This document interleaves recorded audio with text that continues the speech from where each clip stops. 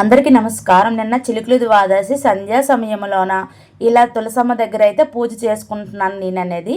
ఇలా ఎంతమంది చేస్తారని కామెంట్ చేయండి.